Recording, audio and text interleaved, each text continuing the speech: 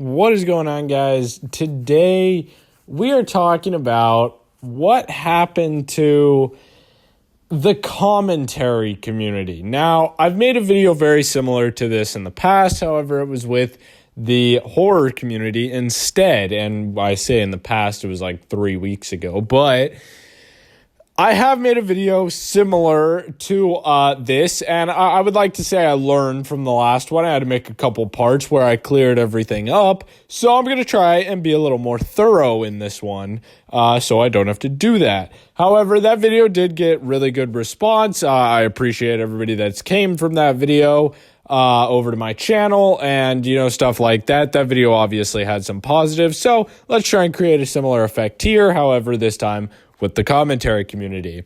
Now, you may be thinking, how is the commentary community dead? I see more reviewing, reacting to videos every single day. They're all over my YouTube homepage. They're all over my YouTube recommended. What are you talking about, Skeleton Key? You're literally a commentary YouTuber. And to that I say, you're not wrong. You're really not wrong. It is huge. It is all over the place. And it's not like it's exactly died, okay? I'm not saying it's dead. This is the same with the horror community. I never said it was dead. I said it was maybe dying and taking a different direction. And that's kind of how I feel about the commentary community as well. It's not dead at all. There's still a ton of creators that are very entertaining to watch. And, I personally enjoy, I'm inspired by, stuff like that. It's definitely not dead. However, it is different than how it started. So to prove that point, let's go into, a little bit of evidence, I guess, or let's take a trip back in time. So back in 2016, commentary was the shit. Commentary was on the rise. You had people like Leafy and Pyrocynical mainly. Those were two of the biggest. You also had people like Grade A Under A, just a lot of people like that, right? A lot of these channels that didn't really do very much, didn't put very much effort in, but for some reason were fairly entertaining and blew up because of that. You have Pyrocynical, who still uploads to today, and, while his style has changed, it hasn't changed dramatically. And you could say the same thing about people such as Memulous or I'm Alex or, really a lot of those creators out there. People even such as Atozy, which I would consider a commentary creator. Now, commentary isn't exactly where it used to be. Let's say YouTube played a very big role in shaping the future of commentary. YouTube used to be a little bit more free, to say the least. You used to be able to do a lot more what you wanted. There was a like button, there was a dislike button, so you could actually dislike a video that you didn't like. There was this, there was that. You could say shit in your videos. Literally, you could say shit in your video, and it wouldn't get smited down by the YouTube gods. Susan wasn't out to cut off your nutsack, and it was a pretty good time. So that obviously fostered the growth of the commentary community, and that's when we saw more and more commentary channels pop up. People such as Optimus, Memulous, Chubbs. There were a lot of good commentary channels back in the day that just popped up out of nowhere. And there's still ones that pop up for every now and then. I mean, for example, Optimus is kind of a newer one, or at least I've only really heard of him much in the more recent times. I didn't really hear about him much like 2016 to 18, but probably 2018 after I really started hearing about him. And there's even people that border on the edge of commentary that still make pretty entertaining videos that I guess a lot of people would kind of rope into the category. People such as Luna or Austin FFA, as you might know him. Who tells a lot of story time videos, which I'm not going to say that isn't commentary because I've done it on my channel myself. or a lot of these other commentary channels that also have gone down the kind of what happened to route that I'm exploring. But commentary as a whole doesn't seem to be what it used to be. And I kind of went over this on a video that either might be coming out or it might never come out, where I talked about, feminism on YouTube. Now, back when commentary was in its rise, the whole feminist movement on YouTube was also kind of in its rise. And one of the biggest things to do on commentary YouTube was to shit on these feminists.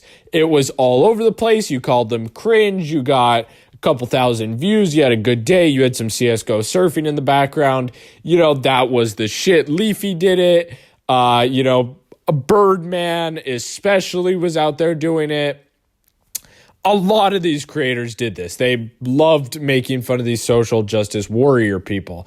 Now, like I said in that video, which might never come out, so I'll say it again, there was a big shift kind of into making fun of like OnlyFans people instead. There's a lot of channels that do stuff like that, like Difo, I think is how you pronounce it. And also Optimus to an extent. They're pretty big on making fun of like the OnlyFans models and saying like, oh, these girls are living on recruit difficulty and whatever, shit like that, which is funny in its time. But however, it does get a little boring. I'm not going to lie, especially after we shit on feminists for, years. It's kind of like the commentary community can only shit on people for so long before it, just like the horror community, you've seen it so many times, the same thing pretty much, that it's like, I mean, okay, what's the fun in that anymore? Like even Leafy got boring to an extent. No, he didn't drill certain subjects so hard.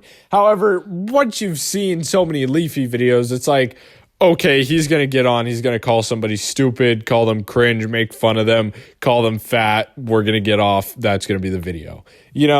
That's pretty much it. So that's kind of where the comment, wow, that was a shocking voice crack. I apologize for that. That was terrifying. I'm going to be honest, that one scared me. Back to the video though. So that's kind of where commentary died originally, I guess. Those kind of videos that were just really like shit post meme kind of videos, they just got boring. They got boring. And I'm not going to say that, they were terrible, or I hate every YouTuber that made videos like that, or, oh my God, I can't believe you if you made a video like that, or if you still make videos like that, because when I started my channel, that was what I made. And that was what I had the goal of making for my entire channel was, I'm going to talk shit on people. I talked shit on BuzzFeed. I talked shit on Lacey Green. I talked shit on a lot of people back then in the same kind of way. I would get on a video. I would say some stupid shit, call them cringe, probably say a couple things that I shouldn't have said. And, that was the video. That's just not really applicable anymore. So like I said earlier in the video, there's a bigger push towards kind of what I'm doing with this video and what a lot of my more recent videos have been. I've been discussing what happened to certain topics, or why did this happen? Why did YouTube do this? Why is this on TikTok? What is this trend? Kind of more of I'm now explaining stuff. And that's kind of what the commentary genre, I think, has moved towards. It's less about just calling somebody cringe because they have blue hair. And now it's more of a focus on, okay, there's this issue that's kind of fucked up. What is wrong with this? Why is this a thing? How did this become a thing? Or look at this YouTuber that you might have watched. What happened to them? I would all consider videos like that in, the more recent and reinvented kind of commentary. In fact, I've seen commentary YouTubers out there. I'm not going to name any names. However, they have said that they hate smaller commentary channels. And as a smaller commentary channel, I'm not going to lie, that is a little hurtful. I do try my best. I try to put my best work out. I put a lot of time into making my videos. And I can't disagree, though, because when I did first start my channel, it was pretty bad. It was just a lot of me talking and a lot of me saying stuff that I probably didn't even really believe or know. It was more of just regurgitated information that I heard from people like Leafy or Pyrocynical at the time. Or, of course, Chubbs, another big YouTuber at the time, who has fallen off since. I'm not really quite sure what happened to him. Same with Brad Does Banter. There's a lot of these commentary channels that just didn't update, and that kind of led to their demise, I guess. Now, I'm in a strange position being a smaller commentary channel myself, because although I am smaller, I have posted videos in kind of different eras. I would say 2020 was kind of a big turning point for YouTube, or really just any time after like 2018 or 19. Once YouTube got, really started getting shit on, which was that 2018 and 19 kind of time period. And it really changed in 2020 into more of what YouTube is now today, where there's more metas such as like the reaction kind of meta and stuff like that. So, being somebody who has posted videos back in like 2017, 18 kind of thing, and I did catch the very tail end of that, I have had to go through some updating. I've now worked into these more relaxed, chill, just talking and getting my opinions out kind of videos. However, there's also the reaction side of the commentary channel, or the commentary community. Now, this isn't necessarily the commentary community. This is more what you would see your gaming YouTubers of the past have kind of turned towards. People such as PewDiePie, Jacksepticeye, Markiplier, they all kind of turned to this reaction commentary sort of video. We've seen Jacksepticeye with his like Jacksepticeye's funniest home videos, and we've seen the try not to laughs, and PewDiePie obviously went huge into like more commentary kind of stuff. That's pretty much mainly what he does now. Reacting to TLC videos and stuff like that. So it's kind of interesting the way that the commentary community has kind of changed, I guess, over the years. There's people like Memulus who we've seen go through kind of all of it, from just making fun of people to kind of now also taking that more reaction kind of approach. And I really do think that it's just an updating of the kind of commentary community. No, I do not think it is dead. Same with the horror community. I don't think it's dead. I think it got reinvented into something new. The commentary community has kind of split between the kind of videos I make, where it's like talking and spreading opinions and stuff like that, talking about issues and stuff like that, kind of more traditional commentary. But then there's also the reaction side, which I guess you could also call traditional commentary.